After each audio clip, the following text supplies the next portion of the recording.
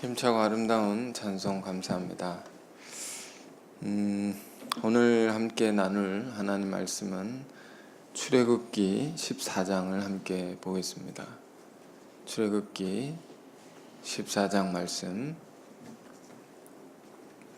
13절에서 16절 보겠습니다.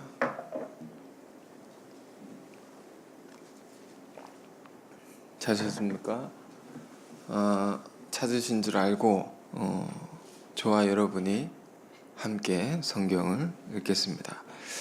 모세가 백성에게 이르시되 너희는 두려워하지 말고 가만히 서서 여호와께서 오늘 너희를 위하여 행하시는 구원을 보라. 너희가 오늘 본 애굽 사람을 영원히 다시 보지 아니하리라. 여호와께서 너희를 위하여 싸우시리니 너희는 가만히 있을지니라. 여호와께서 모세에게 이르시되 너는 어찌하여 내게 부르짖느냐. 이스라엘 자손에게 명령하여 앞으로 나아가게 하고 지팡이를 손에 들고 손을 바다 위로 내밀어 그것이 갈라지게 하라. 이스라엘 자손이 바다 가운데서 마른 땅으로 행하리라. 아멘. 갈라지게 하라. 자, 이런 제목으로 하나님 말씀 나누겠습니다. 출애굽기 14장의 말씀인데요, 매우 중요하고도 놀라운 기적의 이야기가 여기에 기록되어 있습니다. 바다를 갈라내는 엄청난 기적이죠.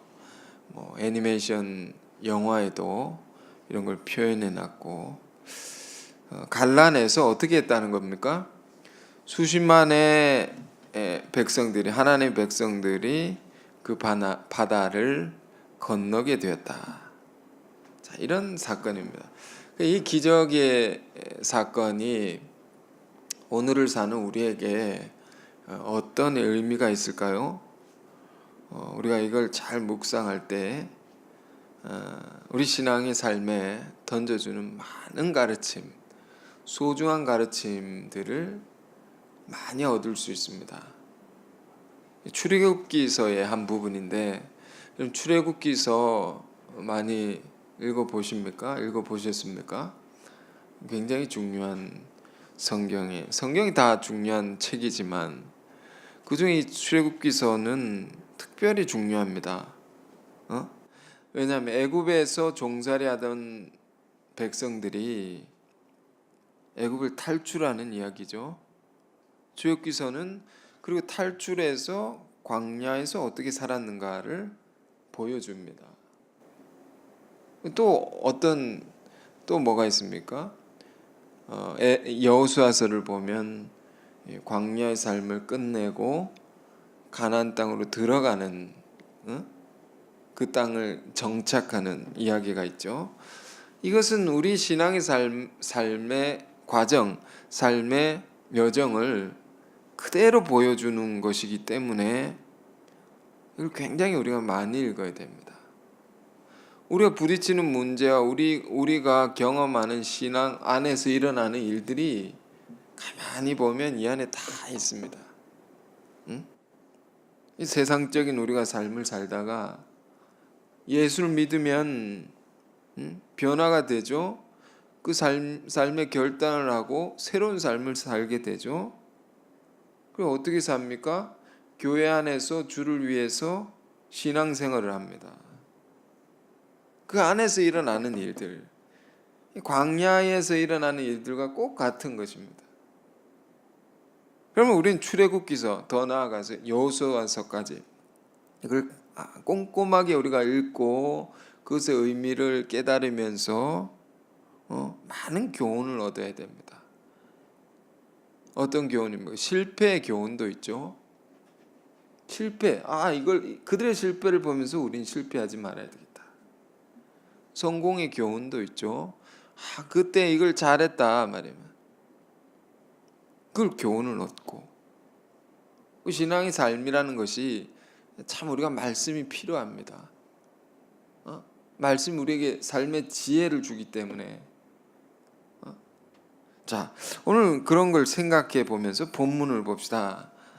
아주 극적인 기적이죠. 기적이 일어났는데 어떤 상황입니까? 지금 이 이스라엘 백성들은 모세를 통해서 모세가 바로에게 이스라엘 백성들을 노예로 삼고 있었던 바로 왕에게서 지금 그 애굽에서 끄집어내는 것이죠. 뭐라고 하면서 끄집어냈느냐? 우리가 광야에 제사를 드리러 간다. 그렇게 하고 데리고 나왔습니다. 그 애굽을 나와서 곧바로 블레셋 고든 길로 갈 수가 있었습니다. 그 길이 있었습니다. 소위 말하는 첩경이 지름길이 있었습니다. 그 길로 곧장 가면 가나안 땅으로 들어갑니다. 그런데 하나님께서요 모세를 통해서 그 첩경으로 데리고 가지 아니하시고 어디로 데리고 가시는가 하면 자 본문 14장의 앞부분을 잠깐 봅시다. 14장 2절 이렇게 되어 있죠. 1절 2절 여호와께서 모세에 말씀하여 이르시되 이스라엘 자손에게 명령하여 돌이켜 바다와 믹돌 사이에 비하히롯 앞 곧 바알수본 맞은편 바닷가에 장막을 치게 하라. 참 무슨 희한한 지명들이 나오죠. 이게 무슨 말이냐면 바다 믹돌 사이에 비하히롯 앞 곧 바알수본 맞은편 바닷가. 이게 지도를 이렇게 보면요 이곳에 하나님 백성들을 하나님께서 진을 치게 합니다. 이렇게 거대한 민족이 이동하는데 거기다가 진을 쫙 치게 합니다. 진을 치는 장소가 어디냐면 한쪽은 이 절벽입니다. 절벽 고산지대 이렇게 절벽이 쫙 있고 한쪽은 바다가 쫙 펼쳐져 있습니다. 그쪽으로 이렇게 하나님께서 인도해 주십니다. 이런 상황. 그 뒤에는 뭐가 있습니까? 이 본문을 보면 뒤에는 바로 왕이 이스라엘 백성들이 어디로 갔는지를 알고 이제 쫓아오기 시작합니다. 뒤에서는 막 쫓아옵니다. 우리가 왜 내가 정신이 나갔지? 왜 그 노예 백성들을 내가 왜 내보냈나 하면서 막 쫓아오는 거예요. 지금 이 상황을 알겠습니까? 그리고 왔는데 지금 갈 곳이 없는 것입니다. 여기 딱 막다른 골목처럼 앞에는 바다가 있고 뒤에는 이렇게 절벽이 있습니다. 여기 이렇게 보면 바다가 이렇게 있고 뒤에는 절벽. 이렇게 보면 뒤에는 이스라엘 백성 애굽의 병과 쫓아오고 있고요. 그러니까 한마디로 뭡니까? 앞뒤가 꽉 막혀 있는 진퇴양난의 상황이다. 하나님께서 이리로 인도하셨다는 것입니다. 참 알 수가 없죠. 그런 이유가 있습니다. 우리 이 사건을 다 보고 나서는 알 수 있습니다. 먼저는 두 가지 이유가 있는데 왜 이런 막다른 골목 진퇴양난의 상황으로 하나님께서 백성들을 내모셨느냐 말이에요. 첫 번째는 이스라엘 백성들이 애굽을 나왔는데 애굽을 여전히 그리워하는 마음이 있는 것입니다.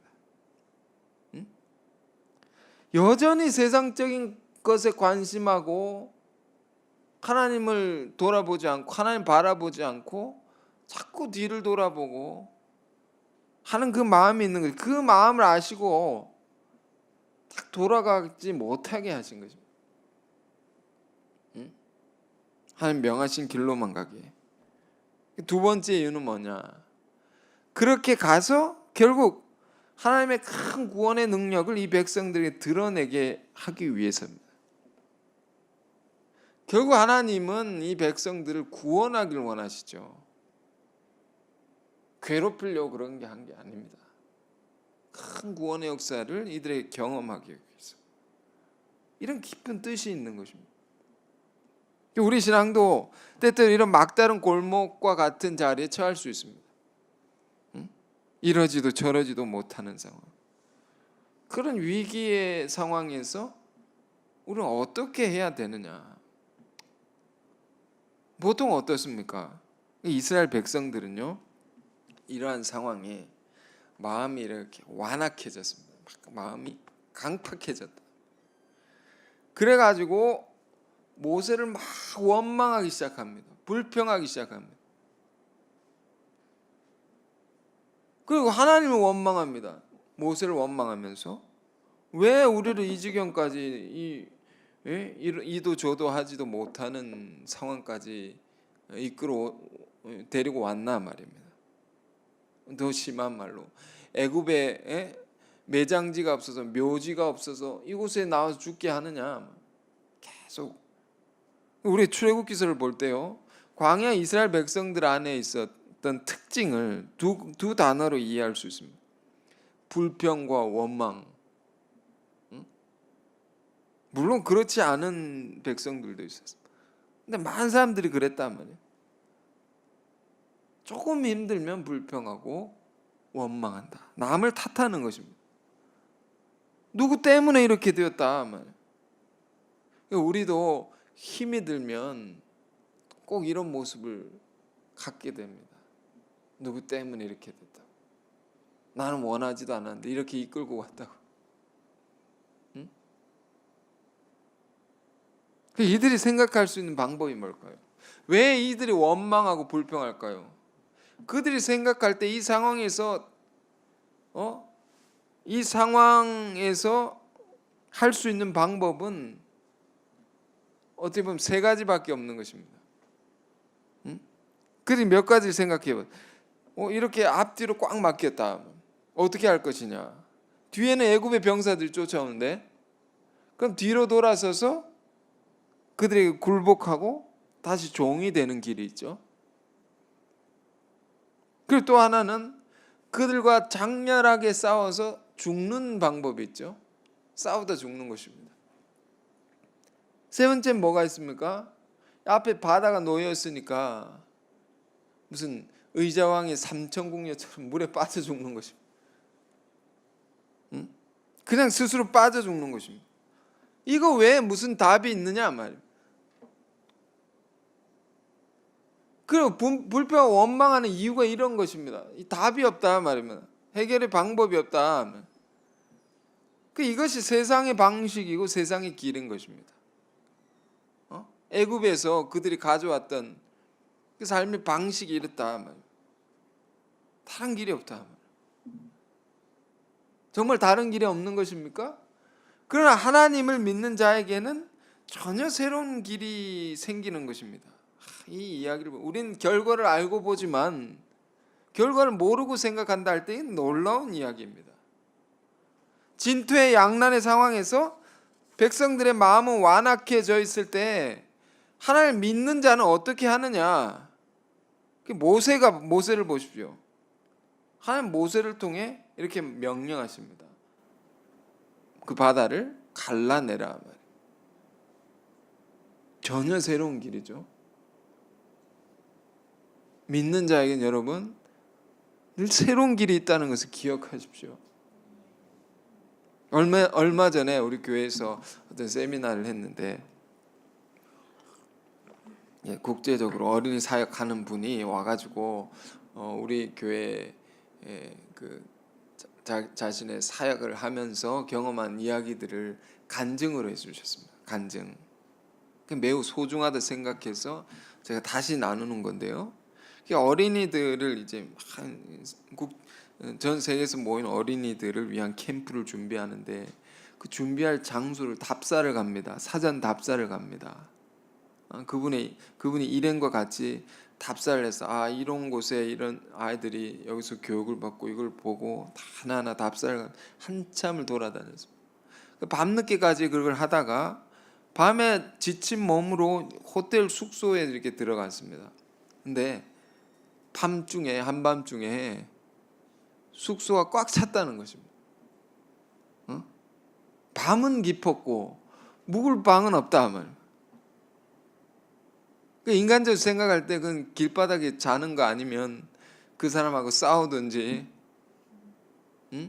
거기 투숙객들과 싸우든지 쫓아내든지 답이 없지 않습니까? 근데 믿음으로 가만히 기다렸다 말입니다. 그런데 그 관리자가 잠시만 기다려 보시라고 하더니 회의를 하는 것입니다. 거기 관리하는 팀들이. 그러더니 따라오시라고 자기 일행을 인도하더라는 것입니다. 어디로 가나 했더니 최고급 스위트룸 같은데 그쪽으로 쫙 올라가게 하더라고요. 거기서 하룻밤 잠시 이렇게 싼 방에 자려고 했던 분이 최고의 스위트룸인지 디럭스룸인지 모르겠지만 국빈 대접을 받으면서 대통령 이런 분들이 와가지고 묵을 수 있는 그런 대접을 받으면서 하루를 묵게 해줬다. 이런 경험을 하고 깨달은 걸 얘기해 줍니다. 본인이 깨달은 게 하나님이 하시면 다 되는 것이다. 하나님이 하시면 이런 밑바닥에서 제일 높은 곳으로 말해요. 최고의 자리를 옮겨주실 수 있구나. 그런 믿음이 확 이렇게 왔다는 것입니다. 그렇지, 하나님이 하시면 최악의 상황에서도 최고의 길을 내실 수 있는 분이시구나. 그렇죠. 이 이야기를 볼 때 그 생각이 나고요. 또 한 가지 더 저는 생각이 났습니다. 요셉의 일생을 보면 여러분 요셉 이야기 아시죠? 계속해서 미움을 받고 오해를 받고 누명을 쓰고 보디발 장군의 집에서 누명을 쓰죠. 유혹을 뿌리쳤다고. 그리고 감옥에 들어가죠. 끊임없는 그 누명과 오해와 연속의 삶, 그 끝을 알 수 없는 뭐랄까요, 구덩이 같은 삶, 구덩이의 감옥에서요. 그런데 하나님께서 하루아침에 쫙 올리십니다. 그의 인생을 총리가 하루아침에 됩니다. 그 밑바닥에서 총리로 이렇게 쫙 올라갑니다. 그 인생이. 그러니까 암흑 속에 있는 인생도 수직적으로 비약시킬 수 있는 분이 하나님이시다. 하나님 이런 분입니다, 여러분. 우리가 전능하신 하나님을 정말로 믿고 살아야 됩니다. 그 믿는 믿음 안에 놀라운 길이 생기는 거예요. 길이 보이는 것이죠. 길은 있는데 우리가 발견을 못할 뿐이죠. 길이 있다 말입니다. 그 믿음의 눈으로 볼 때 그게 보이는 것입니다. 모세처럼 지금 보십시오. 앞뒤가 다 막혔습니다. 그들의 생각 속에, 믿음 없는 생각 속에는 원망할 수밖에 없는 것입니다. 불평할 수밖에 없는 것입니다. 결과가 눈에 뻔하다 말입니다. 인간적인 생각, 그 세상적인 생각, 믿음 없는 건 세상적인 생각이라는 것입니다. 그걸 해결할 길이 없다. 그러나 모세는 정말 믿음의 사람이었습니다. 지도자죠. 이런 믿음이 있는 자가 많은 사람을 이끌 수 있습니다. 훌륭한 지도자였습니다. 마음이 완악해져서 자기를 원망하는 백성들에게 뭐라고 합니까? 13절 14절 한번 읽어보겠습니다. 자, 같이 읽어봅시다. 오늘 모세가 백성에게 이르되 너희는 두려워하지 말고 가만히 서서 여호와께서 오늘 너희를 위하여 행하시는 구원을 보라. 너희가 오늘 본 애굽 사람을 영원히 다시 보지 아니하리라. 여호와께서 너희를 위하여 싸우시리니 너희는 가만히 있을지니라. 이 놀라운 말씀. 두려워하지 말고 하나님의 구원을 보라. 뒤에는 백성들을 잡으려고 애굽의 병사들, 자기를 노예처럼 부리던 사람들이 막 쫓아옵니다. 앞에는 바다로 꽉 막혀 있습니다. 그런 와중에 이 지도자는, 믿음의 지도자는 어떻게 하느냐? 한치의 흔들림도 없이 하나님을 딱 믿고 있는 것입니다. 구원의 하나님을 딱 믿고 있단 말입니다. 우리가 되게 어려운 상황이 오면 막 우왕좌왕합니다. 이렇게 하면 어떻게 되나, 저렇게 되면 어떻게 되나.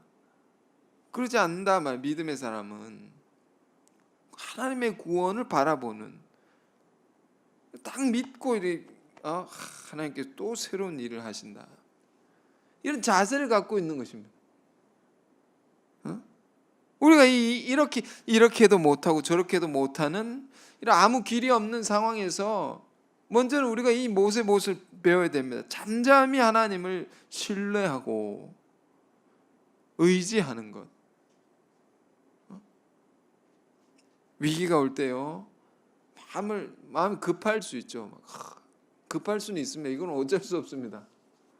그렇다고 우왕좌왕 갈팡질팡 이거 어쩌나. 그래서는 안 되는 것입니다. 신앙의 사람은 위기 때 도리어 침착해집니다. 조용해집니다.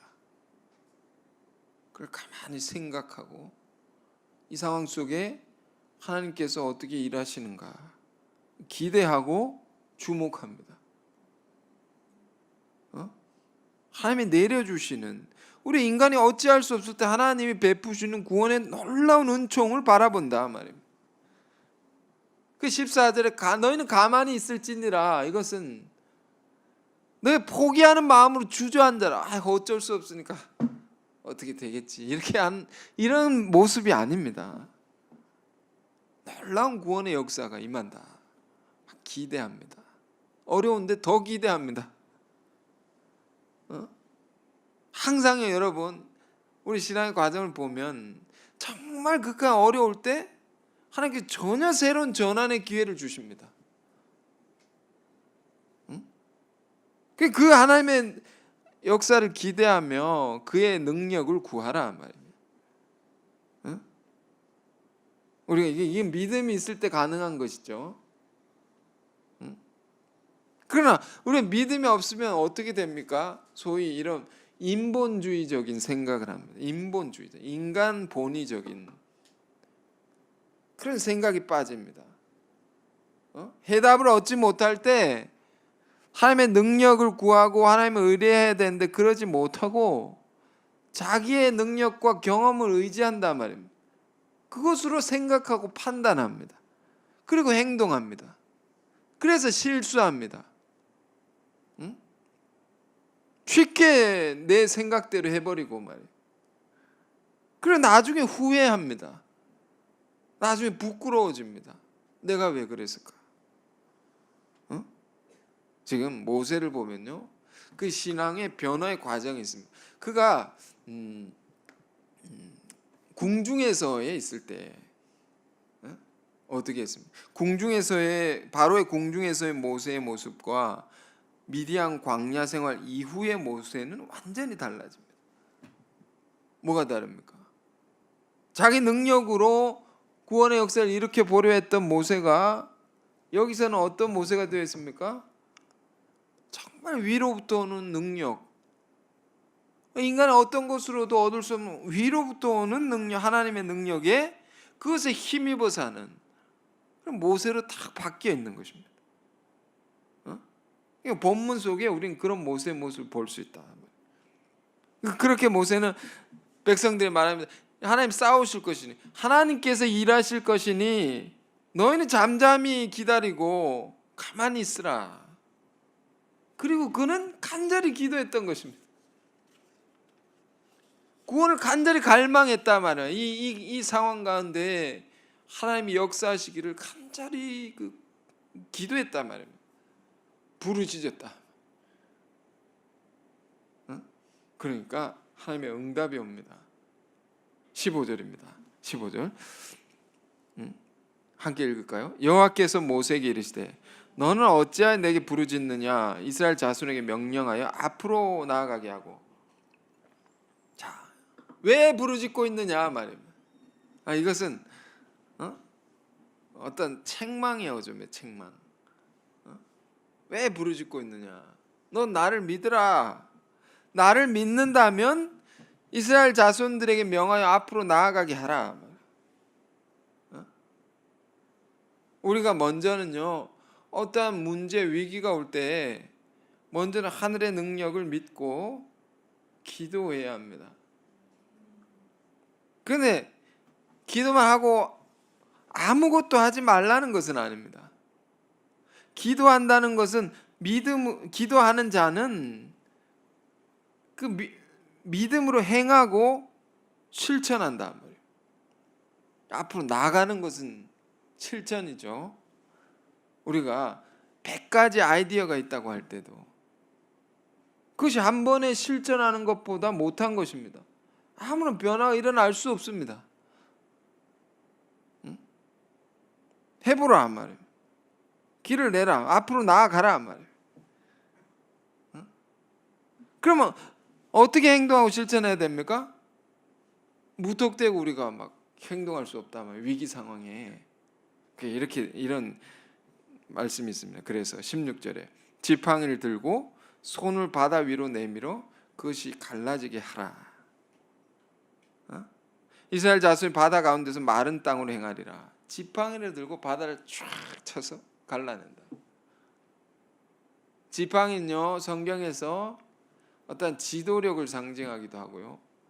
이건 말씀을 얘기합니다. 말씀의 능력. 모세가 하나님께 능력을 받아 세 가지를 받지 않습니까? 지팡이로 뱀이 되게 하는 능력. 그 말씀의 능력이죠.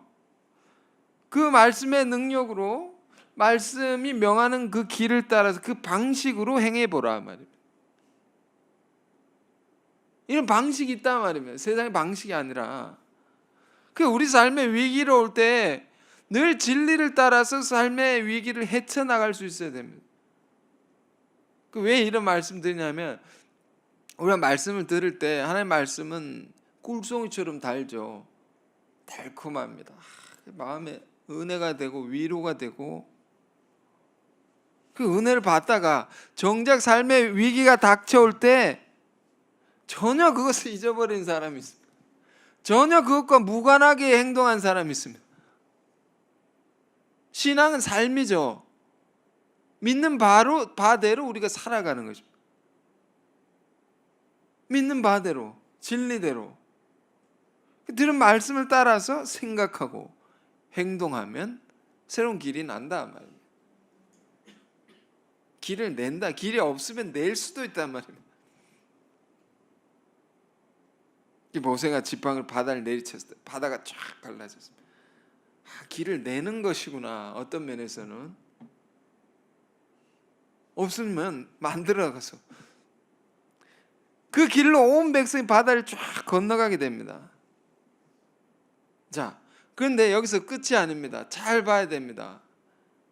모세가 지팡이로 바다를 쳐낸 그 길을 따라서 백성들이 가는데 또 그 길이 있으니까 또 누가 따라옵니까? 애굽의 병사들이 막 바짝 쫓아오는 것입니다. 뒤에. 그래서 하나님께서 모세에게 뭐라고 말씀하시냐? 그 갈라낸 바닷물을 다시 합하라. 자, 26절에서 28절입니다. 14장 26절에서 28절. 여호와께서 모세에게 이르시되 내 손을 바다 위로 내밀어 물이 애굽 사람들과 그들의 병거들과 마병들 위에 다시 흐르게 하라 하시니 모세가 곧 손을 바다 위로 내밀매 새벽이 되어 바다의 힘이 회복된지라. 애굽 사람들이 물을 거슬러 도망하나 여호와께서 애굽 사람들을 바다 가운데 엎으시니 물이 다시 흘러 병거들과 기병들을 덮되 그들의 뒤를 따라 바다에 들어간 바로의 군대를 다 덮으니 하나도 남지 아니하였더라. 28절 끝부분은 이거 동그라미 쳐야 됩니다.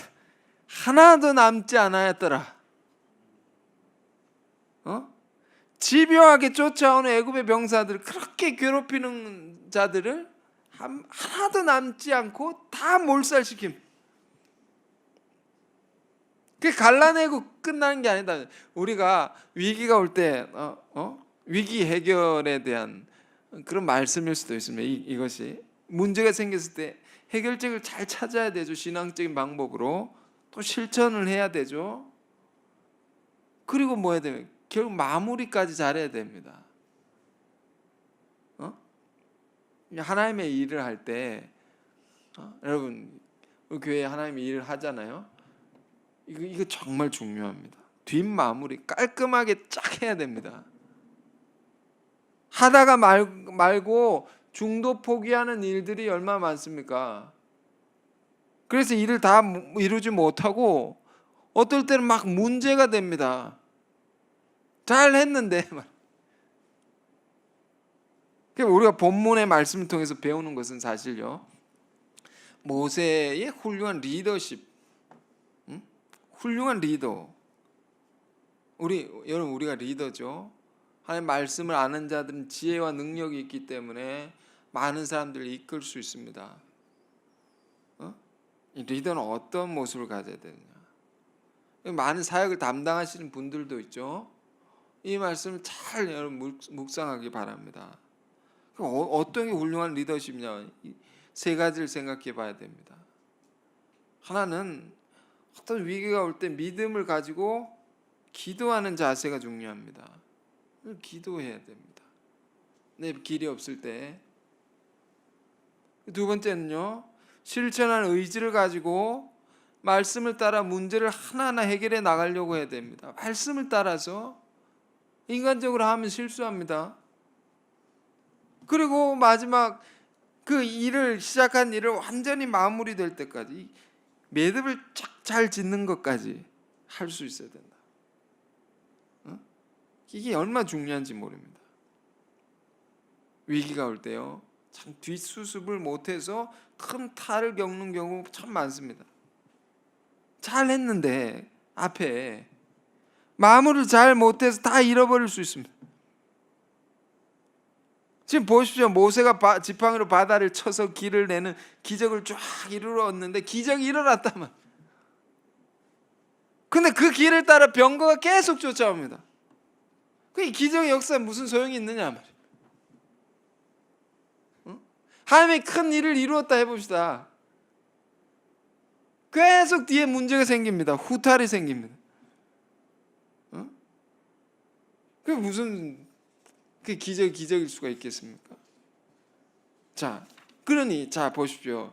이 본문의 사건이 우리 신앙적으로 던져주는 굉장히 중요한 의미가 있습니다. 많은 사람이 이 이야기를 볼 때 본문의 사건을 어떻게 봅니까? 애굽의 병거를 말끔히 정리한, 그 애굽의 병거를 수장시켰던 통쾌한 사건으로만 기억합니다. 그러나 이게 굉장히 중요한, 우리 신앙에 있어서요, 이 이스라엘 백성들이 모세를 통해서 홍해를 건너는 사건은요, 성경에서 무엇으로 자꾸 언급이 됩니까? 구원의 사건입니다. 구원의 사건. 고린도전서 10장 2절에, 고린도전서 10장, 여러분 한번 오늘 다 읽을 수는 없지만 한번 쭉 읽어보십시오. 중요한 내용인데요. 사도 바울이 고린도 교우들에게 한 말, 고린도 교우들은 말썽이 많은 교회죠. 뭐 간음의 문제, 분쟁의 문제, 우상 숭배의 문제, 온갖 문제가 다 있는 교회였다. 그 교회에게 주는 말씀입니다. 그 교회에서 바울이 뭐라고 하는 10장 2절에 모세에게 1절부터 형제들, 난 너희가 알지 못하길 원하지 않은 우리 조상들이 다 구름 아래에 있고 바다 가운데로 지나며 모세에게 속하여 다 구름과 바다에서 세례를 받고. 이게 무슨 얘기입니까? 이게 오늘 출애굽기 14장의 사건에 대한 바울의 해석입니다. 해석입니다. 해석. 바울의 해석입니다.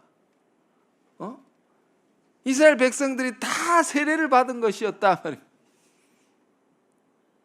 이 사건은요, 세례가 뭡니까? 죽고 다시 사는 의식이죠. 다 죽고 다시 사는 것입니다. 뭐가 죽는 것입니까? 우리 신앙에서 뭐가 죽어야 됩니까? 우리 죄가 죽는 겁니다. 죄가 죽어야 됩니다. 죄로 말미암아 살아가는 생각과 그런 우리 행동, 모든 일체 우리 안에 그런 방식들, 삶의 방식들이 다 죽어져야 된다. 그리고 그 죄를 어떻게 죽을 수 있습니까? 그 죄를 대속하신 그리스도의 은혜로 죽는 것입니다. 대신 죽으신 그 은혜를 믿음으로 내가 다시 살게 된다 말입니다. 그게 구원이라는 것입니다. 이 사건.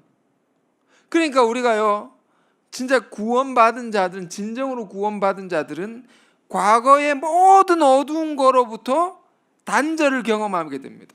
다 죽은 것이니까. 이제 내가 이상하게 살았던 것, 죄짓고 살았던 것, 나쁜 행동, 나쁜 일들 다 다 단절 경험, 다 죽고 새롭게 시작할 수 있는 겁니다. 그 우리가 10장을 꼼꼼히 보면 바울이 이 고린도 교우들에 대해서 왜 이런 말을 하냐면, 이런 이야기하는 저희가 뭡니까? 바울은 이 홍해 사건을 들어서 이스라엘 백성들이 이런 경험을 했던 것은 단순히 기적을 체험한 게 아니라 그들 안에 있었던 애굽에서 가져왔던 세상적인 그런 악습과 죄성들을 청산하게 되는 은혜의 순간이었다, 은혜의 기간이었다라고 말하는 것입니다. 바울의 말입니다. 제 말이 아닙니다. 저의 해석이 아닙니다. 바울은 이렇게 본 것입니다. 그런 사건이었구나. 이 홍해 기적의 의미가 우리 신앙에도 이게 꼭 필요한 것이죠. 꼭 이게 필요합니다. 홍해 사건과 같은 구원의 역사 뭡니까? 거듭남의 체험입니다. 세상적인 모든 것이 다 죽고 다시 태어나는 그 순간, 이런 체험이 없으면 어떻게 됩니까? 애굽의 병사들이 계속 쫓아오듯이 자꾸 우린 반복적으로 죄의 굴레에 사로잡힐 수 있고, 자꾸 쫓아오듯이 사단의 참소를 죄 때문에 받으면서 늘 눌려 살 수 있고, 늘 죄책 속에 살아갈 수 있고, 어둡게 삽니다. 믿는 자가 자꾸 쫓아오니까 자꾸 괴롭힘을 당합니다. 이걸 딱 정리하고 가지 않으면 안 됩니다. 예수 그리스도의 십자가 보혈의 능력으로, 그 믿음으로 죄를 딱 정리하고 가야 된다. 우리말에 홍역을 치른다는 말에서 홍역. 요즘에는 이런 사람 별로 못 봤는데, 옛날에는 이제 홍역이 바이러스가 있죠. 어린 아이들 막 열이 나고 피부가 빨갛게 이렇게 막 도지는 이런 병입니다. 그런데 이것을 어린 아이가 한번 딱 앓고 나면 이 병에 대한 면역이 생겨서 다시는 걸리지 않습니다. 다시는 걸리지 않아요. 한번 겪고 나면 굉장히 힘든데, 그런데 겪지를 못하면 환갑이 지나도 계속 이런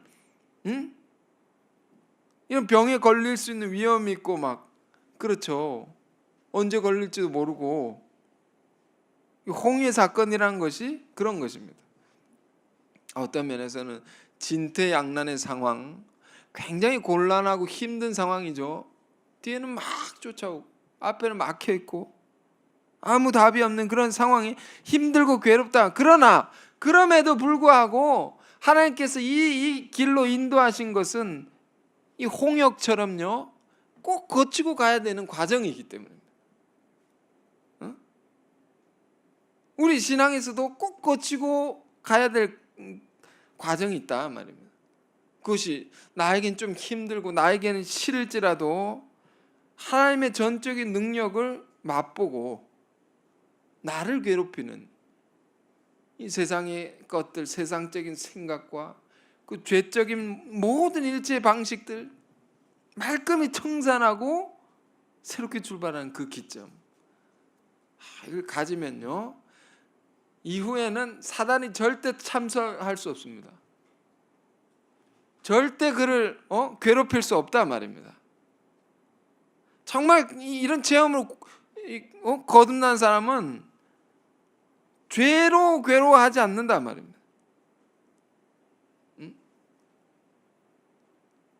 그러므로 출애굽기 14장을 읽어보면 하나님께서요, 여러 번 강조하는 내용이 있습니다. 14장 쭉 읽어보면 이게 긴데요, 여러분 말씀 잘 읽어보십시오. 이게 정말 중요한 내용.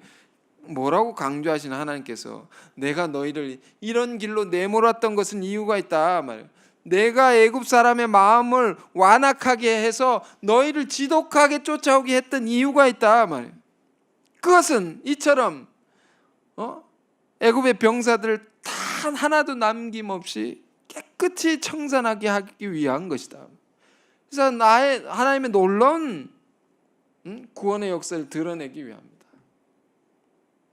이게 우리를 위한 거죠. 하나님의 놀라운 섭리가 있는 것을 알고 보니까, 이걸 모르면 우리가 믿음으로 가야 됩니다. 나중에 알게 될 수 있습니다. 알고 보니까 이것이 하나님 백성들을 위한 놀라운 배려요 사랑이었다 말이에요. 후탈이 없게 깔끔하게 청산하고 가게 하시려는. 이 가나안에 들어가야 되는데 이게 자꾸 쫓아오면 안 되지 않습니까? 가나안 들어갔는데 거기서 애굽의 병거 쫓아오면, 자, 우리가 그러므로 때때로 그렇습니다. 신앙이요, 어떤 어려운 일이 있을 수 있습니다. 힘든 일이 올 수 있습니다. 그럴 때는 잘 생각해 하셔야 됩니다. 그걸 자꾸 피하려고만 하지 마시고, 쉽게 가려고만 하지 마시고, 그 과정을 통해서 내 안에 있는 죄성과 하나님께 합당치 못한 모습들을 이걸 통해서 잘 청산하고 고침받으라고 그런 뜻이 있구나. 그런 생각을 가지고 잘 가시기 바랍니다. 자, 그래서 오늘 이 말씀의 제목, 갈라지게 하라. 이 14장에 담겨 있는 아주 이 구원의 깊은 의미, 신앙의 깊은 의미를 여러분 잘 생각하시고, 또 여러분 삶이 때때로 어려운 일이 있다 할지라도 쉽게 낭망하지 마시고 절망하지 마시고 가만히 서서 하나님의 구원을 보라 말이에요.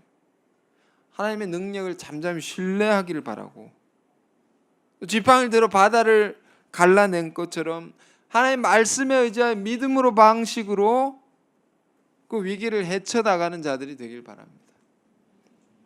자, 그렇게 우리가 한 단계 또 한 단계 가면서 신앙의 새로운 국면을 경험해 가면서 어디로 갑니까? 가나안 땅에 더 가까워지는 그런 우리의 멋진 신앙이 다 되길 바랍니다. 자, 기도하겠습니다.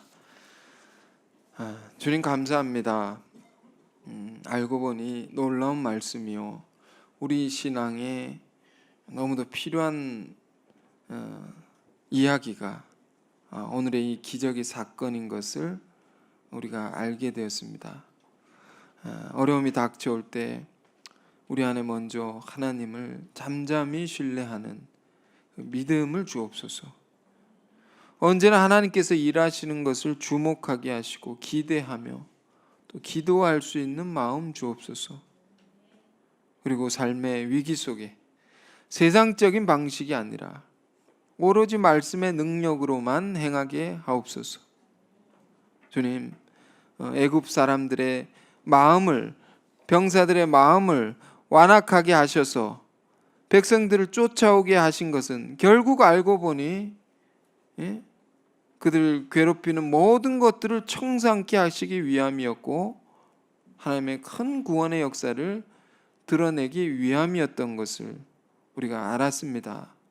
하나님의 놀라운 섭리와 우리를 향한 통치를 우리가 굳게 믿게 하여 주시고, 어떤 자리에서도 믿음으로 인내하며 도전하며 새로운 길을 내는 하나님의 백성들, 믿음의 사람들이 우리가 다 되게 하여 주옵소서. 예수 그리스도 이름으로 기도했습니다. 아멘.